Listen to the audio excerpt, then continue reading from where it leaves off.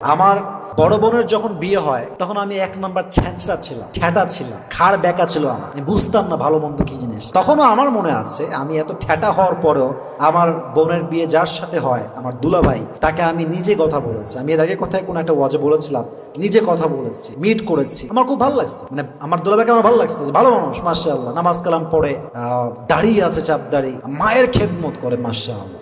এবং আমি প্রায় এটা বলি এবং আজকে আমি এটা বলছি, আমার জীবনে আমি আজকে যত উপরে আসছি, যত উপর লেভেলে আজকে আমি আসছি, আজকে আমাকে মিলিয়ন্স অফ ইয়াং পিপল চেনে, হাজার লাখো মানুষ আমার মাহফিলে আসে, আজকে আমাকে মানুষ অনেক ভালো মনে করে, অনেক বড় কিছু মনে করে। আমার সফলতা আমি যা পেয়েছি, কম বেশি যাই হোক না কেন, এখানে আমার অনেক বড় একটা অবদান আছে আমার দুলা ভাইয়ের।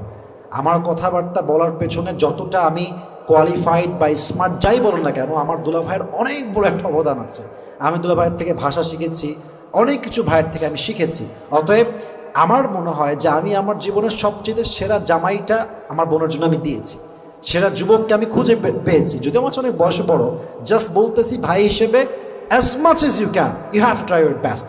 আপনাকে চেষ্টা করতেই হবে, বাকিটা আল্লাহর উপরে ভরসা। অতএব বিয়ের সময় যখন আপনার বোনের হয়ে যাবে, ট্রাই করবেন ভাই হিসেবে সবচেয়ে উত্তম চরিত্রবান যুবককে আপনার বোনের জন্য জামাই হিসেবে খুঁজে বের করা। রাজি আছেন তো ইনশাআল্লাহ? যার বোন আছে তার মাথায় মোট দায়িত্ব রয়েছে অনেকগুলো, জাস্ট আমি তাকে 3টি দায়িত্ব রিমাইন্ডার হিসেবে বলতেছি। বলেন তো কয়টা দায়িত্ব ভাই হিসেবে? হায় হায়, এত আসতে বলেন সবাই, কয়টা?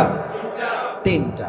1, নিজের বোনকে বাবার সমস্ত সম্পত্তি ভাগ হওয়ার পরে যথাসাধ্য বুঝিয়ে দেওয়া। কথা কি বোঝা যায়? বুঝায় দেন, যা তার প্রাপ্য তাকে দিয়ে দেন।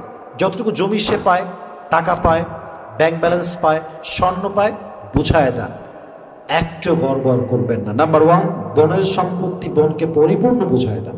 2, যদি আপনার বোন বিবাহের বয়সে উপনীত হয়, তাকে নিজে, মানে ভাই হিসেবে নিজে দায়িত্ব নিয়ে দেশের ভেতরে সবচেয়ে সুন্দর, চরিত্রবান, নামাজি, চরিত্রবান একজন যুবককে খুঁজে বিয়ে দেওয়া, এটা ভাই হিসেবে আপনার দায়িত্ব। ঠিক কিনা বলেন যুবক ভাইরা? 3 নাম্বার, এটা আল্লাহ না করুক, আল্লাহর কাছে দোয়া করে প্রত্যেকের বোনকে সুখে রাখুক, যদি বাই এনি চান্স আপনার বোনের তালাক হয়ে যায়, আল্লাহ না করুক, আল্লাহ না করুক, যদি হয়ে যায়, তার সমস্ত খরচ বহন করবেন, তাকে টাকা দিবেন, পয়সা দিবেন, জামা দিবেন, তার যা লাগে আপনি প্রোভাইড করবেন। হাদিসে আসছে সবচেয়ে উত্তম সাদাকা হচ্ছে সেই সাদাকা, যেই সাদাকা একজন ডিভোর্সি, তালাক প্রাপ্ত মেয়ের উপরে বাবা খরচ করে, ভাই খরচ করে। সুবহানাল্লাহ পড়বেন না আপনার সবাই? সবচেয়ে উত্তম সাদাকা। তালাক প্রাপ্ত মেয়েকে বাবা হিসেবে টাকা দেন, তালাক প্রাপ্ত বোনকে ভাই হিসেবে টাকা দেন, এটা সবচেয়ে উত্তম সাদাকা। আল্লাহ আমাদের সবাইকে নিজেদের বোনদেরকে যত্ন নেওয়ার তৌফিক দান করুন, সকলে পড়া আমিন। সর্বশেষ কথা, নারীর সম্মান মা হিসেবে কতটুকু? আমি আগে বলেছি, মা মানেই হচ্ছে আমাদের জন্য জান্নাত। মায়ের পায়ের নিচেই হচ্ছে জান্নাত। আল জান্নাতু তাহতা আকদামি উম্মাহাতিকুম, তোমার মায়ের পায়ের নিচেই হচ্ছে তোমার জান্নাত। কোরআন বলছে ওয়াবিল ওয়ালিদাইনি ইহসানা, be good to your parents, আব্বা আম্মার সাথে ভালো ব্যবহার করো। ওয়াখফিদ লাহুমা জানাহা দুল্লি মিনার রাহমা ওয়া কুর রাব্বিরহামহুমা কামা রাব্বায়ানি সগীরা। কি সুন্দর কথা! ইসলাম মায়ের সম্মান, বাবার সম্মান কোন আকাশ চুম্বি লেভেলে নিয়ে গেছে। আল্লাহু আকবার! এত সম্মান। ইম্মা ইয়াবলুগান্না ইনদাকাল কিবার আহাদুহুমা আও কিলাহুমা ফালা তাকুল লাহুমা উফ।